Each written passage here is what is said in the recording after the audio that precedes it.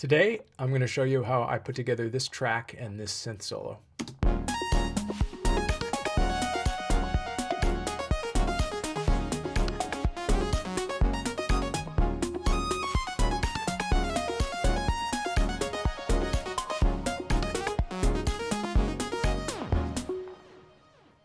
From time to time, I just write pieces of music for nothing, just for fun.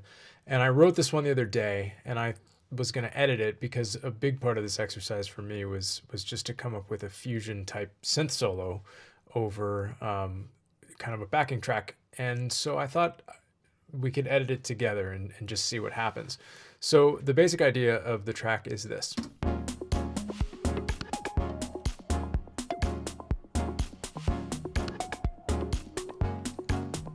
So right now it's just this loop. I'm starting it there. It kind of eases into this, but this is kind of where it finds its groove, and very much kind of just something I'm doing for fun, not very structured.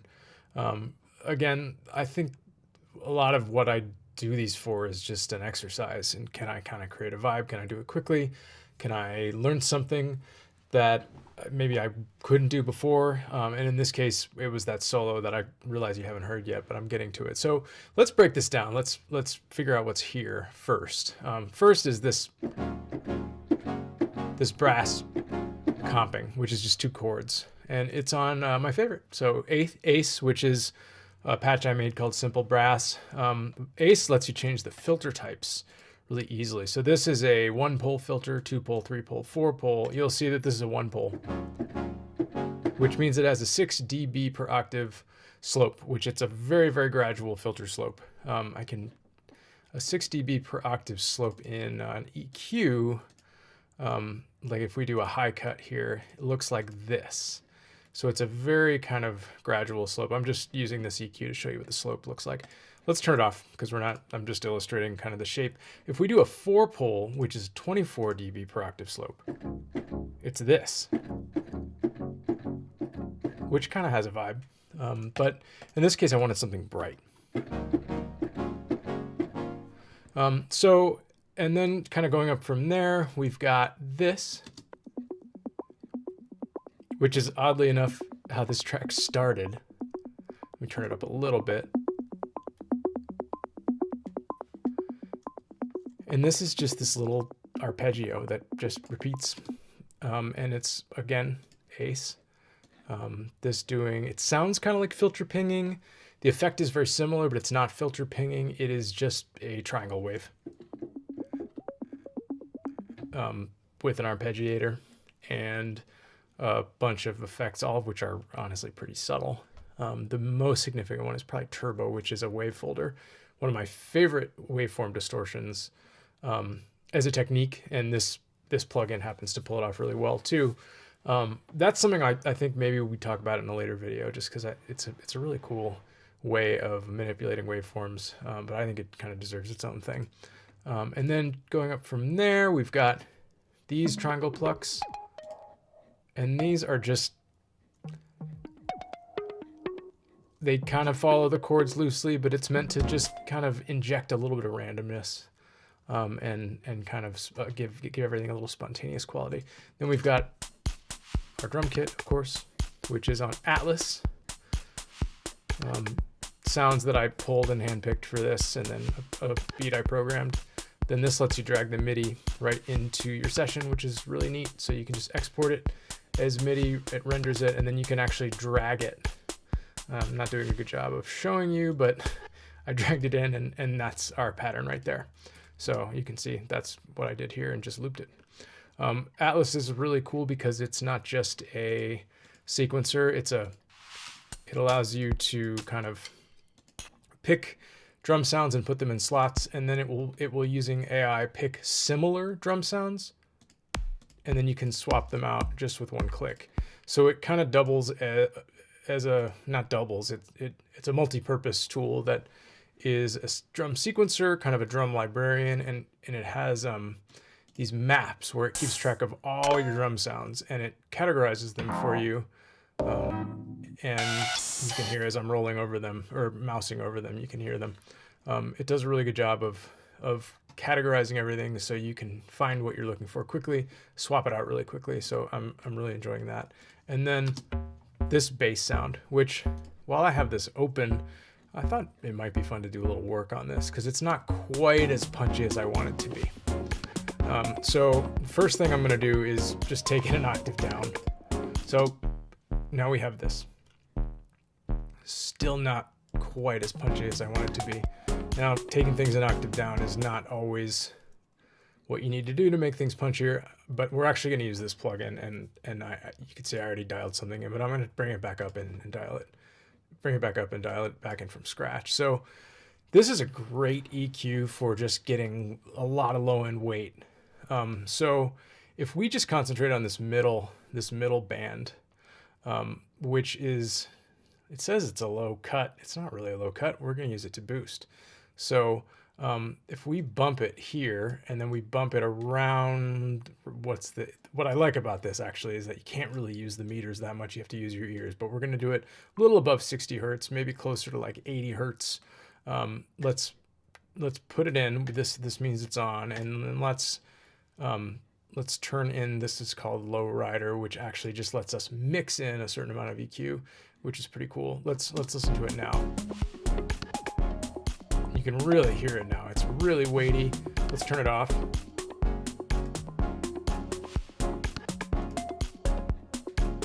So even without listening to it, we pretty much got it where it needed to be. In fact, I don't even really want to touch it that much. We could hit more,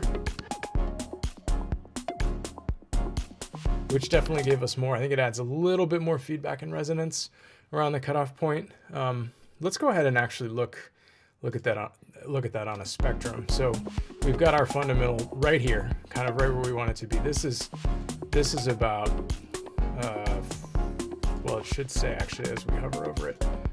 Let's delete it. I think let's delete it so we can see, and we can hover over this frequency band, and it'll tell us it's at 46 hertz. And then our next harmonic is at 105. So that should give us some nice weight and punch. So let's move on to our solo now. That's kind of our main focus. Let's unmute it. And I just have this really simple saw wave. It's just a saw wave. I've got a little bit of a second oscillator mixed in, 6 cents above the first one, and a little bit of chorus with some reverb and delay just to get it to pop out from the rest of the mix. And it sounds like this.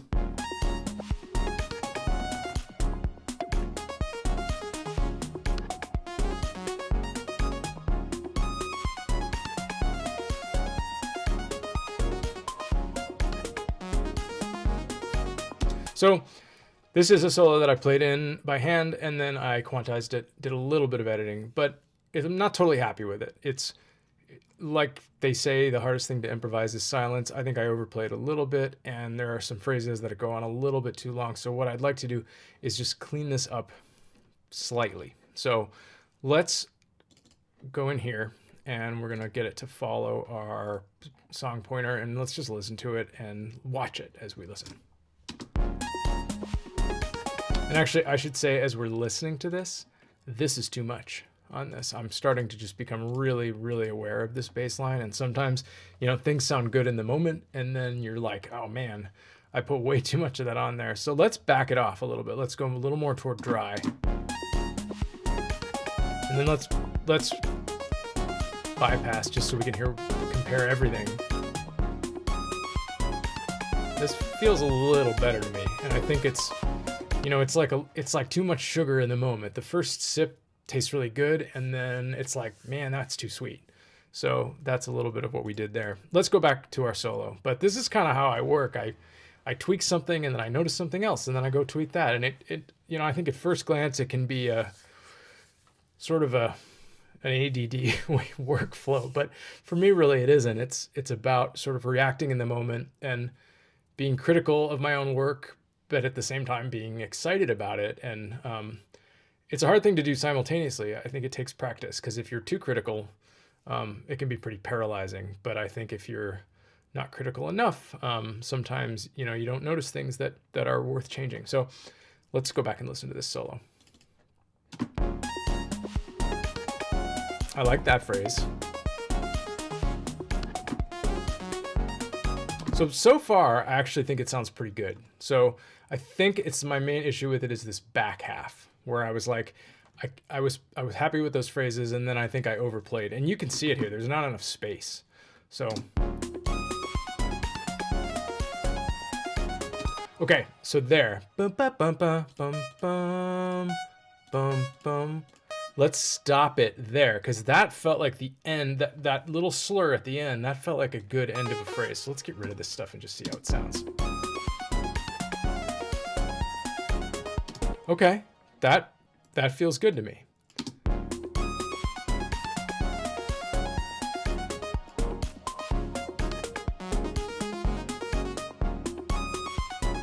Okay, this feels like it's too empty now. So let's listen to it again.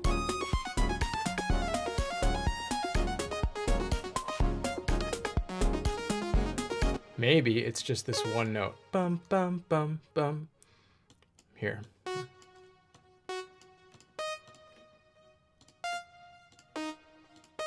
And then maybe we do a little gliss here.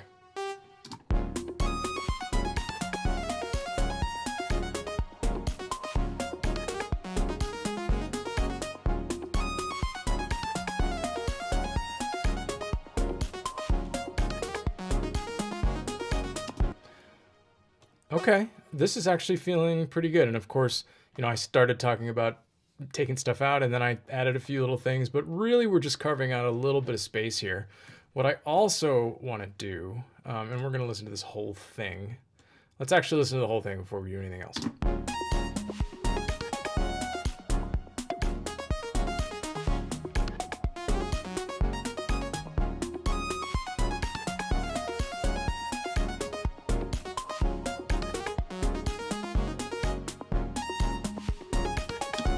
This feels pretty good to me. I'm debating whether or not to keep these two notes on the back because I felt like they connected the phrase pretty well to the beginning. So let's just listen to that again.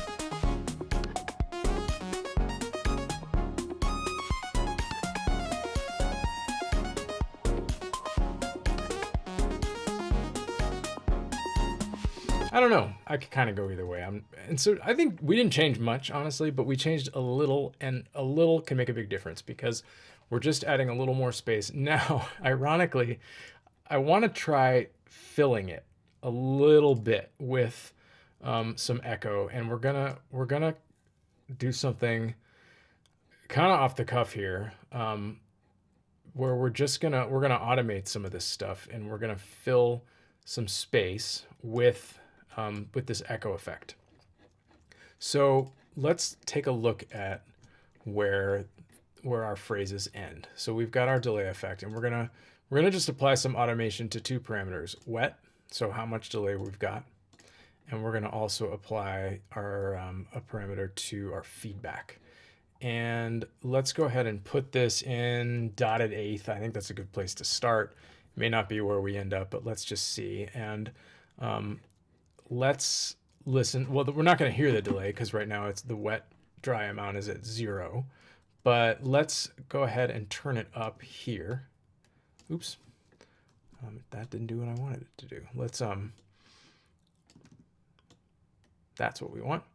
So that's one thing in Logic is if I hit escape and then R, we get the marquee tool, which allows me to just select a section, and then I can raise that whole section up. And a really easy way to make a slope is then just to delete that. So I do that a lot. It's just a really quick and dirty way to create automation curves. So let's take a listen. But of course, if we've got the marquee tool up and something's highlighted, it's only going to play that, which is what it was just doing there. So that actually kind of was cool. We got this little spray of feedback and delay. So let's actually raise our feedback there up above 100 and see if that does anything interesting. So that's kind of cool. So what happens when you go above 100? Let me just play a note on here and you can see we've got to listen to it first. So we've got our expected dotted eighth. As soon as I go 100, over 100,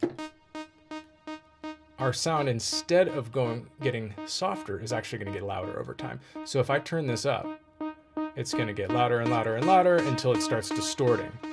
This is a really cool way you can give your delay lines a lot of life. You just give them a little bit of feedback and it pops out, and then it's sort of we can duck it back into the mix. So, and that actually cuts out a little abruptly. So you know what we're going to do? We're just going to take this, we're going to snap it to the grid, and we are going to just let that die off over a couple bars, and we can curve it like that.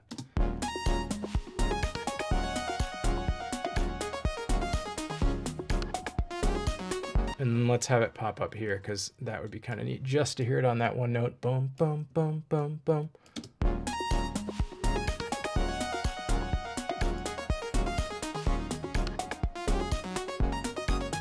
So that just a little subtle shadow of it there was pretty effective, and it gave it a little bit of interest. It filled up a little bit of space.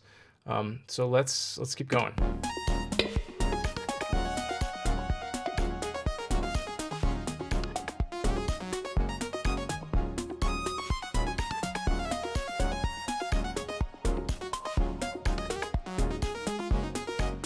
So we definitely need something here. I'm not sure we need something in every space, because if we put the same effect in every space, it's just boring and it sounds the same everywhere. But we need it here. So let's just eyeball it and stick some of the same kind of effect we did before. Let's have this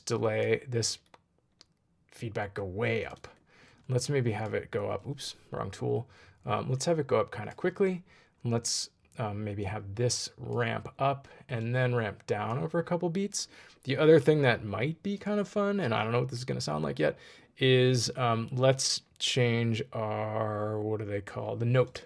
Let's change our note value here. This is going to create kind of a weird pitchy effect because of the way the delay catches up. It ends up sounding kind of springy, which could be weird and cool or not. What Logic doesn't want to do, though, is it doesn't like to ramp this parameter because it's a locked to the grid parameter. So let's just do something like that. That could be a mess. It could be cool. I don't know yet. Let's listen.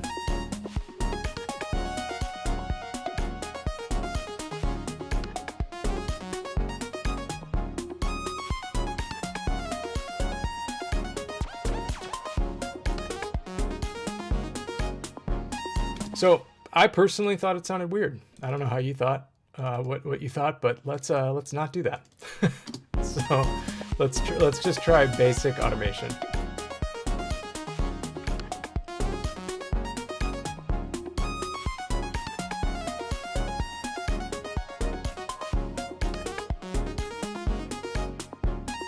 Cool. Okay, so this sounds pretty good to me as one repeat. Now, I probably would not repeat this solo over and over again like you have here, like you see here. I would probably just run it once and then do something different and apply kind of a similar editing process to it. But let's, just for fun, right now, let's bounce this whole thing. And let's say leave it. So we're going to bounce it down. And now we've got our solo bounced.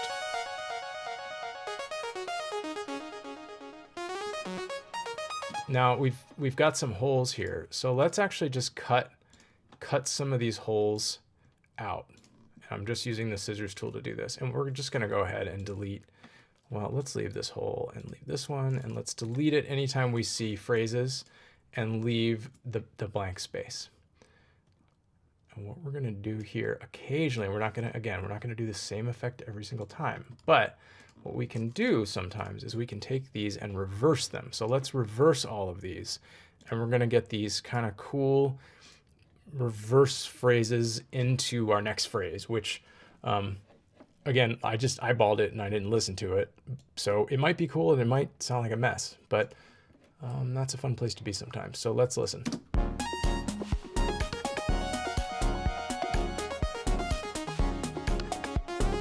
That one was cool.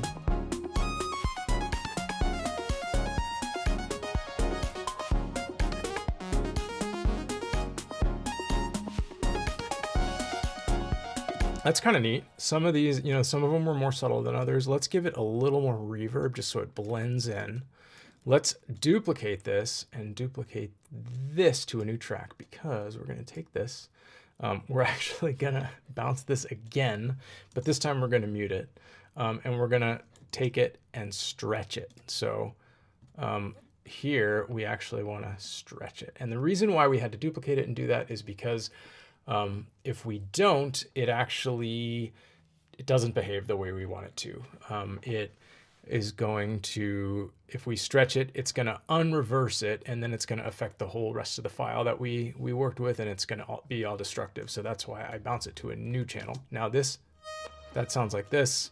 I think it could actually, let's try to have it be monophonic. Okay, let's have it be twice as long as it is. That's kind of cool. And then right at the end, let's give it a little fall off. All right, let's listen to this.